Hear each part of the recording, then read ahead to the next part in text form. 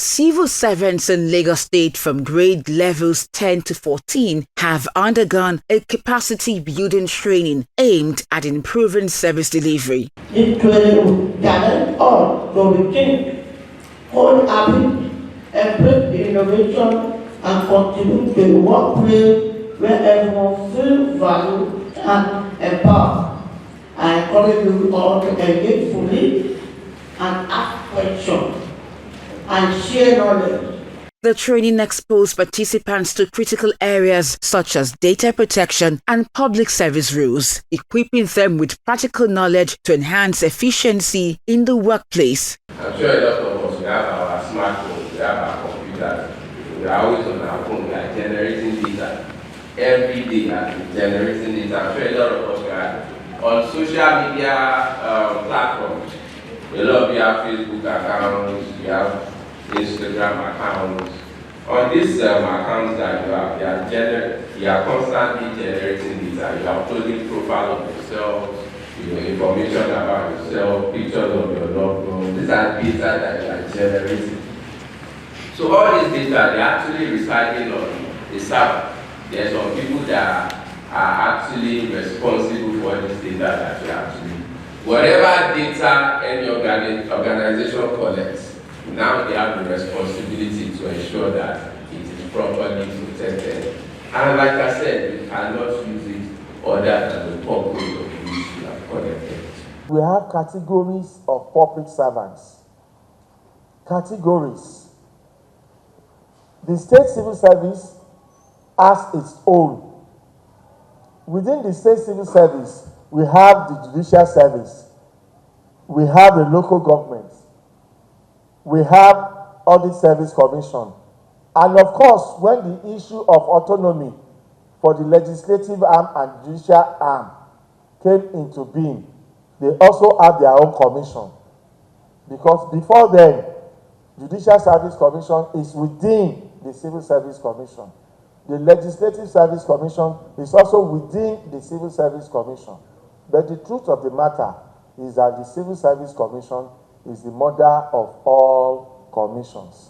So there is no staff that will not belong to any of these commissions. And this commission runs their policies, but there is something that is germane with them.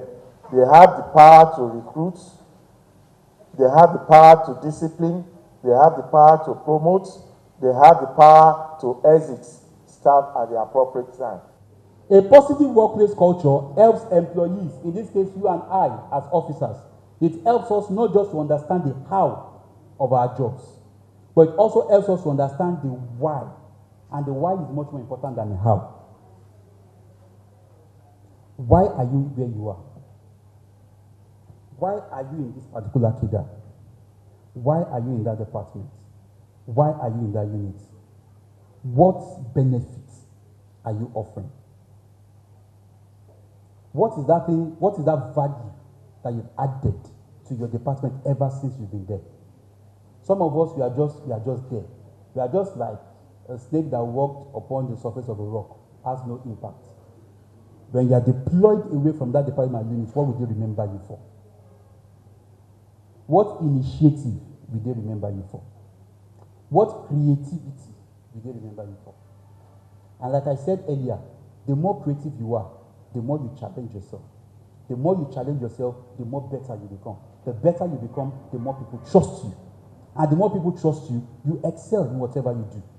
The initiative is designed to give these public servants as much access to knowledge as possible, enabling them to keep pace with global best practices. The interactive session also featured a question and answer segment where participants engaged facilitators and sought clarifications on key areas. I noticed that sometimes when people write the subject of maybe memos, most times they underline after capitalizing all the letters. Is it right to do? The rule is if you want to underline the first word is capital.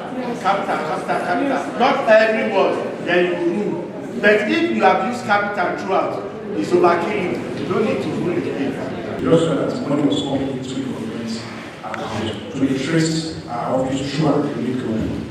So they came to us and said, we should give them a list of our clients, or they want to pursue them for tax. My question, have we done the right thing? That's the first question. Since it's a government to government, you have the right to actually do that, right? And like I said, nobody, if you take maybe LRS can always rely on their legitimate interest. That's their legitimate interest to actually carry out that purpose of which they requested. So yes, so you do not have any issue with that. To whom much is given, much is expected. We also always say, if you don't train them, don't blame them. That's the essence of this. For us, the focus is not the finances. For us, the focus is impacting knowledge.